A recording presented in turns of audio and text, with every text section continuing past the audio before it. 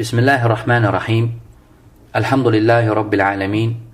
Və sallallahu və səlləmə və barak alə abdihi və rasulihi Muhammed və alə alihi və sahbihi əcma'in. Əmmə ba'd. Deməli, qardaş soruşur və bu sual daha çox verilir.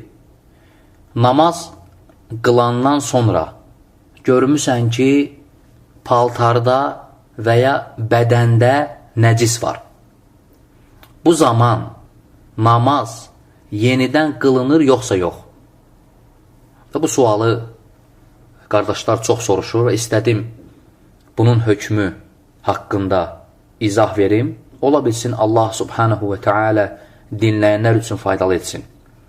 Və cavab budur ki, əgər insan namazdan qabaq bilsə ki, paltarında və ya bədənində nəcis var, lakin unudub və eləcə də namaz qılıb və ya heç bilməyib, yəni xəbəri yoxdur ki, paltarında nəcis var və namaz qılandan sonra görür ki, paltarında və ya bədənində nəcis var. Bax, bunun hökmü haqqında alimlər ixtilaf ediblər. Yəni, burada iki hal var, diqqətlə qulaq asın. Birinci hal odur ki, insan unudub. Yəni, namazdan qabaq bilirdi ki, paltarında və ya bədənində nəcis var. Namazdan qabaq bilir. Lakin unudub və eləcə də namaz qılıb. Namazdan sonra yadına düşüb ki, bəs paltarında nəcis var idi. Bir bu haldır, bir də ümumiyyətlə heç xəbəri yoxdur. Yəni, paltarında və ya bədənində nəcis var, amma bilmir, cahildir, xəbəri yoxdur.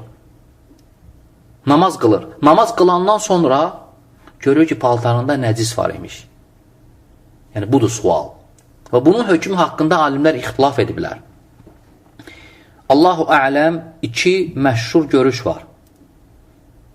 Birinci görüşdə olan alimlər deyiblər ki, yəni bir qrup alimlər deyiblər ki, namaz qaytarılır. Aydındır?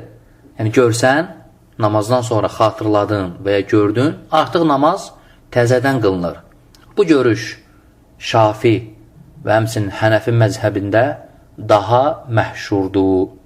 Lakin bir qrup alimlər isə deyiblər ki, namaz qaytarılmır.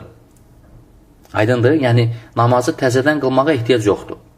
Və bu görüşü deyənlərdən İbn Ömər radiyallahu anhuma,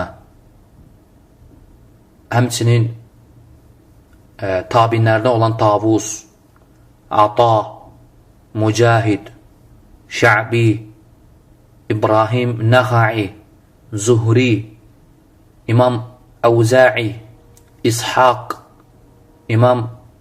alimlərdən İmam Nəvavi və həmçinin Şeyxülislam İbn Teymiyyə rahiməhullah və həmçinin İbn Qeyyim, müasir alimlərdən Şeyx Səadi, İbn Utheymin və sair digər böyük alimlər deyiblər ki, namaz qaytarılmır.